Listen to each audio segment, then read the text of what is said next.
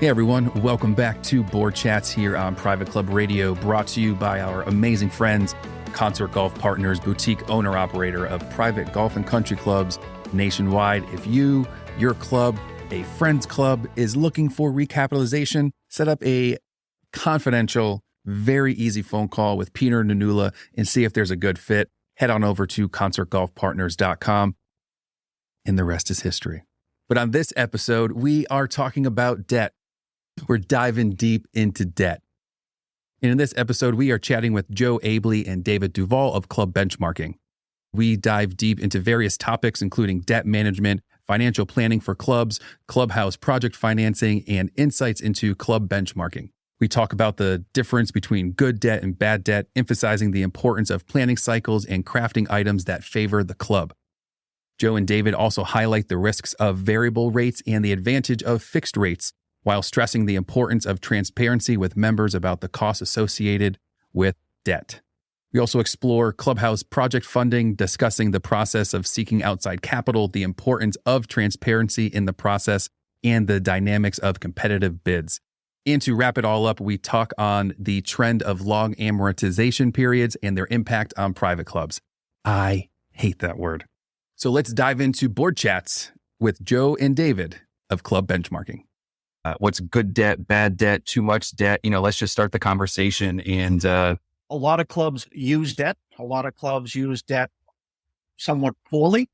And what gets them in trouble is when they take out debt that they can't extinguish from what I'm going to refer to as planning cycles. What we see is clubs typically undertake, major project or set of projects every 5 to 7 years. And then, the energy bills again, and they take on something else. The problem is if you haven't extinguished the debt from the first group of projects, by the time you get to the second, you've really hamstrung that future administration that's going to try and do something more. So we like to see relatively short amortization periods, certainly less than 10 years. Less than 7 is probably preferable. And debt isn't a magic source of capital from some third party. It's just an advance on member assessments, member payments. It's all member money, no matter how you slice it. So planning cycle, when we have preferred terms, we definitely favor using some sort of a RFP with a number of banks where you can kind of shape the terms of the deal. The rate comes last and everyone will be fairly competitive about the rate. The terms is where you can really make or break it. Some of the terms we like to see, no prepayment penalties, a limit on closing costs, and any kind of environmental reviews. You don't want them to go crazy. Along those lines, a negative pledge, which means you agree not to put any debt senior to the bank debt, is preferable to a mortgage. It's much easier to amend later on, and it usually results in a less stringent environmental review. We like to see fixed rates. Rates can go crazy. We're coming out of a long period of relatively low rates. We're into a different environment now, and probably a not normal period ahead. But clubs don't do well with the variability in rates. Typically, when the rates are going up, something's not working so great in the economy. It's when you start to see members fade, and it's not a great time to have your payments increasing. So we prefer to see fixed rates. Not a real fan of swap agreements. They have their place in the world of finance, but they're typically more complicated than most boards and clubs can deal with, and difficult to get out of.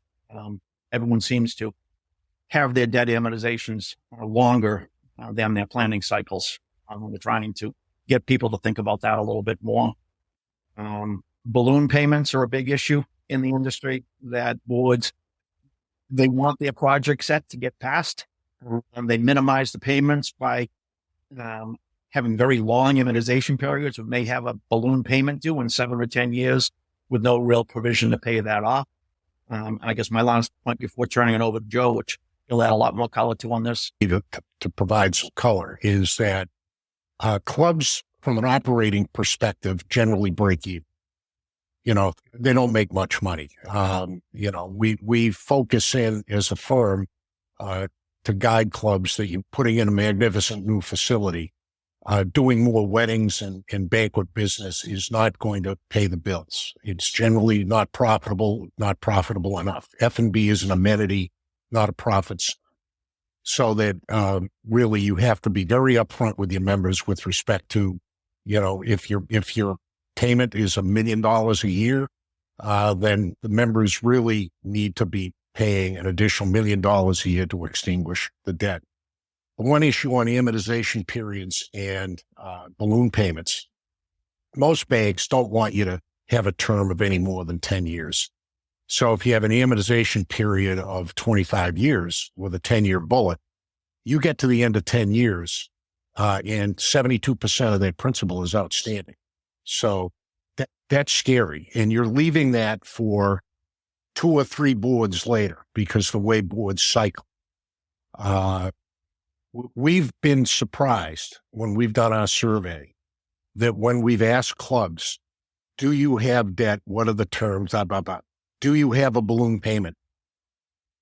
We actually took the yes answers and the no answers, went back to audited financial statements or a platform where we had them, and saw an alarming amount of clubs where they had a balloon payment when they said they did not have a balloon payment, when in fact they did.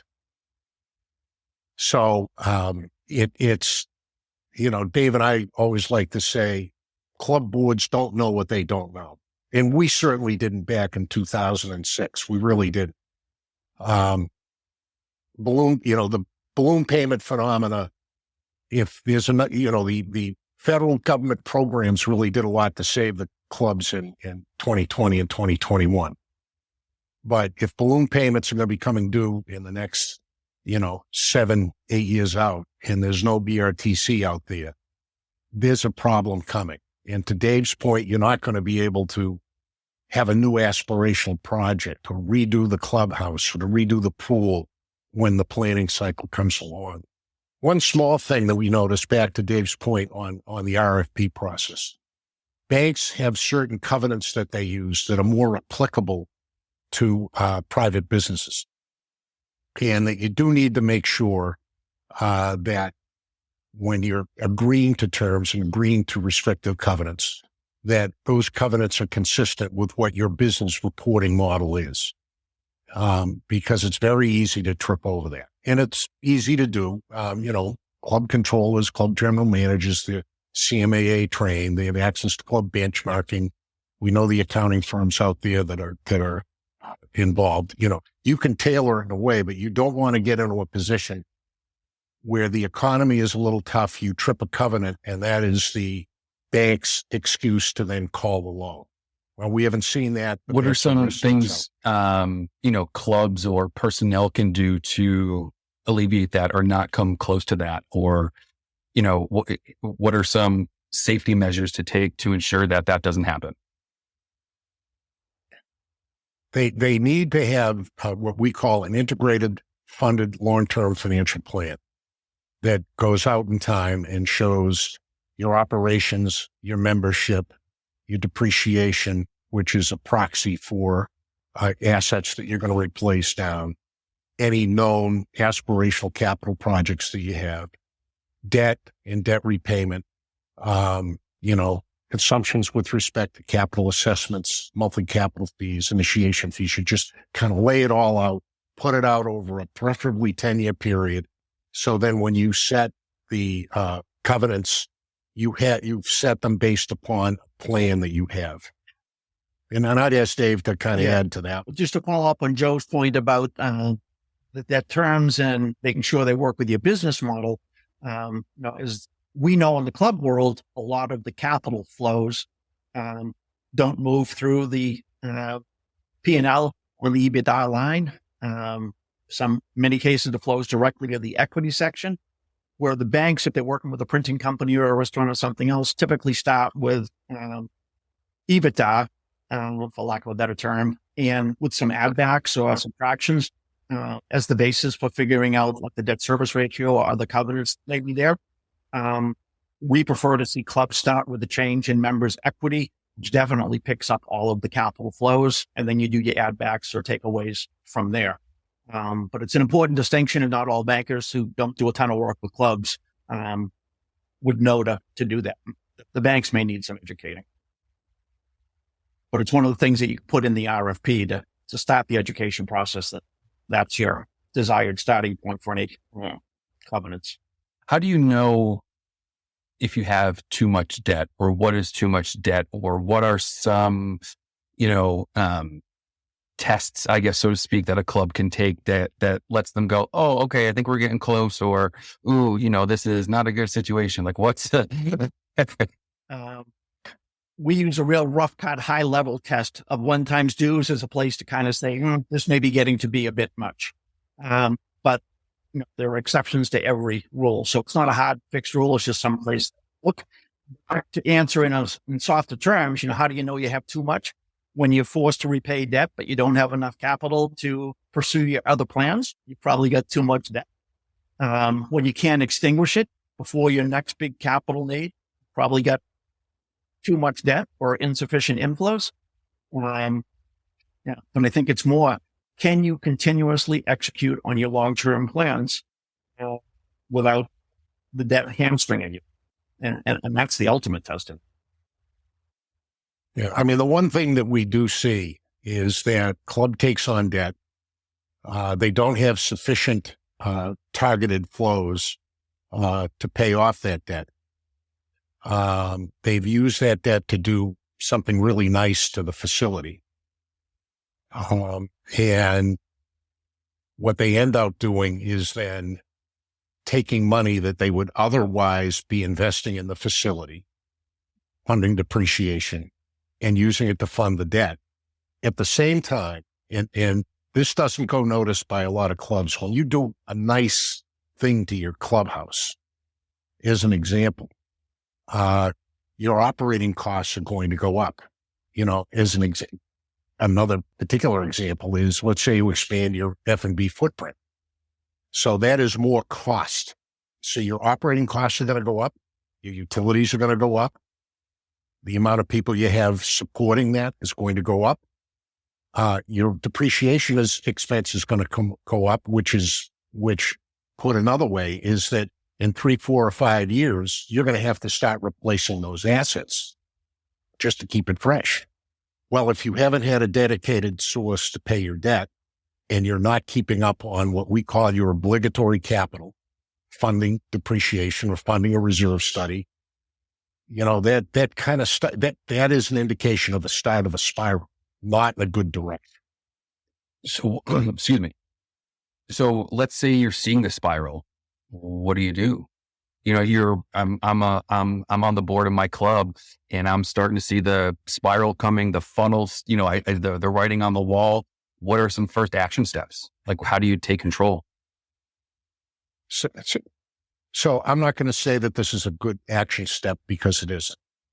What clubs tend to do is to refinance the existing debt, and just kick the problem down the road. You refinance it, you extend the payment terms, the payment comes down. You start doing obligatory projects by assessing the members on a piecemeal basis, not based upon a long-term plan. So it becomes very much ad hoc as opposed to something that has been planned, something consistent with a strategic plan with a funded long-term financial. I mean, Joe just laid it out in detail there, but you need to have a long-term integrated financial plan, and you have to fund that plan, not the individual projects. And the short answer, it always comes back to, you need more money from the members. And that's always the solution. And it's a difficult step for boards to take. When some other board kind of passed the problem to them, now it's their turn to solve it. And they have to go to the membership for more money. It's the simple answer in the club world. It's all member money. At the end of the day, that's the only money that has any real profit margin in it. The dues, the capital fees, or the assessments. We'll take a look at the club over the last 5, 6, 7, 8 years from their audited financials and or their tax returns. And what you see in some clubs is they could have taken out debt 15 years ago. And that debt never really went away. they refinanced it periodically to, redo the kitchen. And then something went on. They refinanced it again to do something else. We affectionately refer to that as zombie debt because it never goes away. And there's a lot of clubs that unfortunately, what do you do? Like you have zombie, like how, like what's another, like how do, like, is it like you said, you can't do more like events. That's not going to help it. It's kind of, it hasn't happened any. We haven't had a serious economic downturn. As I said, the government programs threw a lifeline to a lot of these clubs, every club. So they bought time. If there's an economic downturn, then you'll see what happens. In the meantime, the clubs that are on the, and these are clubs that aren't the top clubs, right? These clubs that are on the lower end that they just keep rolling the debt around to keep it going. They don't want to tax the members. They tax the members every now and again. They kind of get along, and you can tell when you smell walk it into first. a club. Normally, You can actually tell when you walk in. It's a must. Go ahead, Dave. Yeah, I was just going to say, you say, what do you do? I mean, at the end of the day, to really break the cycle, it probably takes an assessment. It's the only way you get back on top, unless you've got some sort of capacity in your membership and you get a windfall of new members and windfall of new initiation fees. Short of that, and that's unlikely. And short of that, it's going to come down to, if you really, really, really want to break the cycle, a board's going to have to put forth an assessment to the members to bring in sufficient capital to hit the reset button so you can plan properly going forward. So Dave, that Peter Nanula actually connected me with Denny, and a lot of what Peter does in his business, he goes into clubs that are otherwise, have some real bones, but have gotten themselves into a debt problem and makes a deal and does pretty well as a result. So he's really able to buy cycle, there are your two options for the debt. Or bring in a money partner. Well, and that would probably, even just to even start that, you need to start with the education. You have to have a board that is educated and a group that's educated and wants to take it to the next level and do something about it, not just keep passing the buck. And if you get a well-educated board like that, you've got to get all of those and we provide that done education before they cycle off, because the next board, it's unusual to have that kind of consistency of educated board. I mean, we're big proponents, obviously, of board orientations and try and pass the wisdom along and get people up to speed as quickly as possible. But it's a challenge to keep people educated and rowing in the same direction across multiple administrations. I was going to say that I'm going to say what Dave said. Most of what Dave and I do is board education. And part of that is a survey amongst the board members, which is kind of interesting in and of itself, because a lot of them don't have a firm grasp of what is going on in their club. And these discussions, I mean, when Dave and I do these discussions and we do the prep work with the president and the treasurer and the general manager, the discussions go on for a long time. It's very conversational, and it was, oh, wow. And then you're in front of the board, and it isn't so much us talking to them, because then, you get into discussions surrounding management of debt. You get into discussions surrounding nominations and succession planning, which is really a hot issue. You then spend a lot of time conversing about that. The short board terms and short officer terms are a challenge in the industry. Yeah. For the very best. When is debt good? It's used appropriately. Appropriate to us is when you use debt, you have a dedicated source of revenues that doesn't deprive any other aspect of your long-term plan, and that you amortize it within a relatively short planning cycle, so that next big wave of projects that's coming along or initiatives, in 5 or 7 years, that board can start with a clean slate. We do see clubs that try convince themselves that, the new sprinkler system is going to last 20 or 25 years. We should get a 20 or 25 year debt, but that's financing a project, not a plan.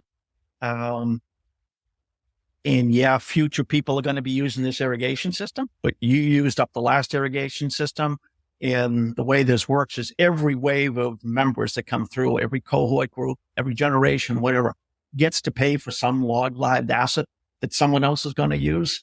It's just part of the club rollout. I just think it's a slippery slope to get on that path, to try and link the repayment term to the asset life, because other assets are going to come along that also need to be financed or undertaken.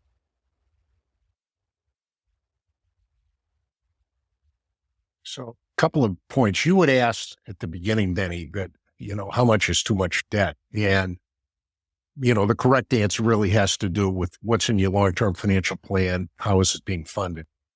But one metric that I look at is I look at debt per full member equivalent. And let's say, and we see this a lot, let's say you have a club whose dues are $10,000. And that they have debt of $22,000 per full member equivalent.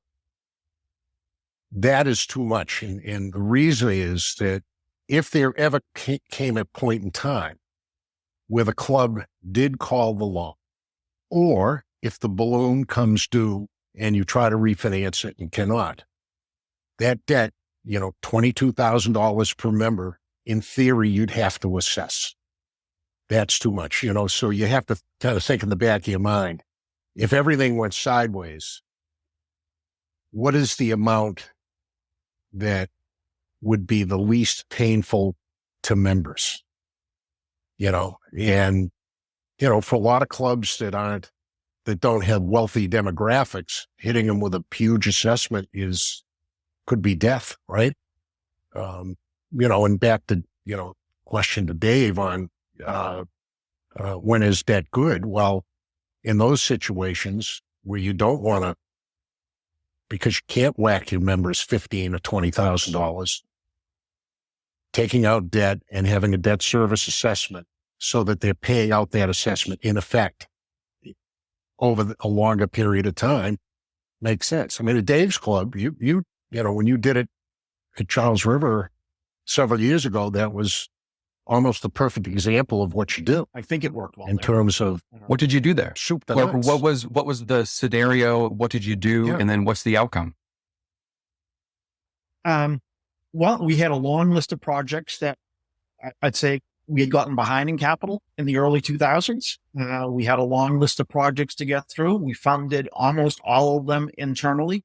How? With member capital, and through capital fees,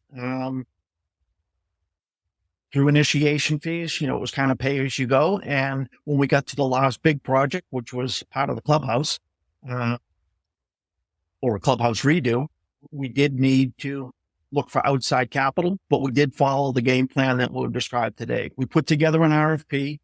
We described the club. We described our financial successes over the years, provided audited financial statements, kind of set forth the terms that we were looking for.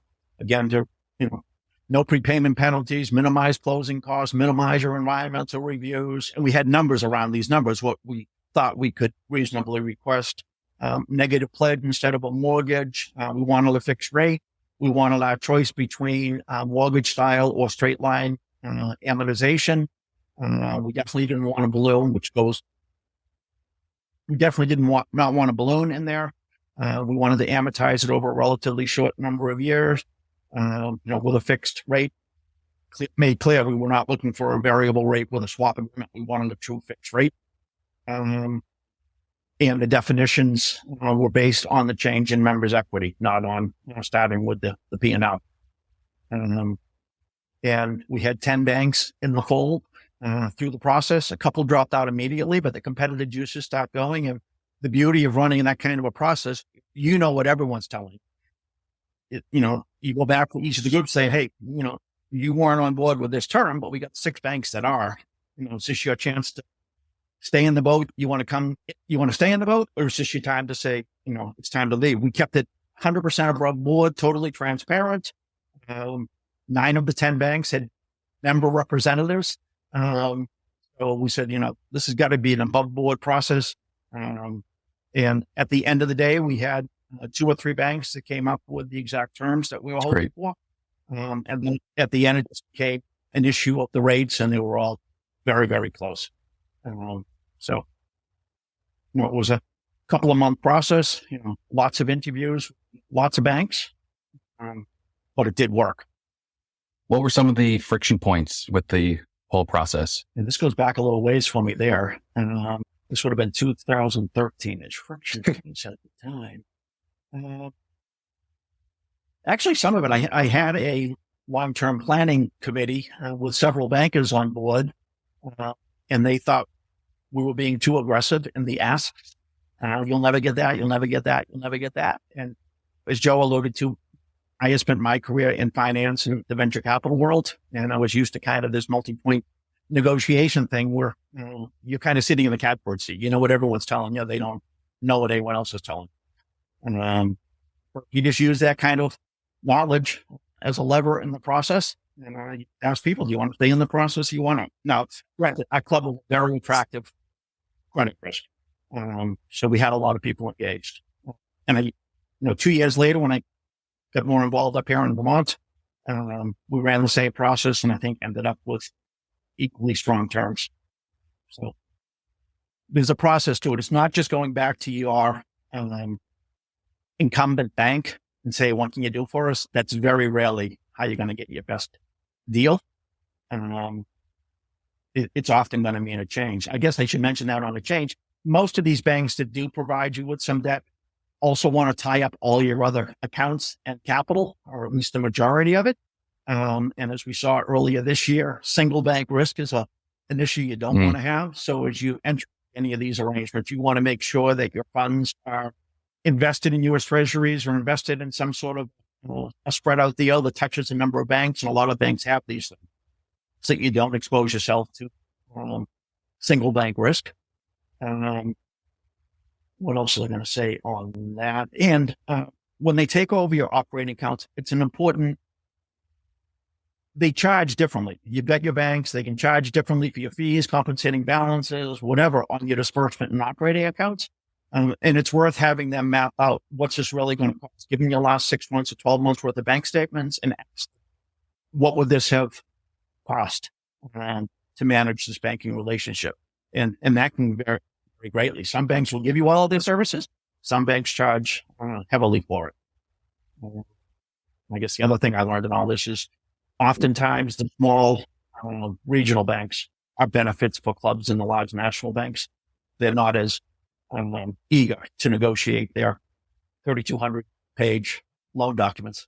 So any trends you are seeing? Well, I think it's fairly common out there, but anything words of advice, any trends you see, worries? I think the trend towards long amortization periods and balloons is unfortunately, that's going to hit the wall. That's trending. Certainly the CPA firms see that coming and worry about it. We see it and worry about it. And clubs may be onto it already, but certainly when we highlight it, the rate resets and variable rate loans, trying, all of a sudden swap agreements, if they start to come down again, it could become an issue. Balloon payments, refinancing at a higher rate for an asset that everyone thought you paid off. Is there probably is there a way to be proactive about it? It's like, I'm on a board of a club. I'm seeing we have the balloon, like, hey, I want to make sure that our club stays, relevant and working. How can I approach my club or my board and say, hey, listen, I think we have this. Are we looking at things? Like, what are some steps? Like, how do you at least start that? One step would be to start collecting additional fees that would be available when the balloon comes due, and not just waiting for that moment of truth.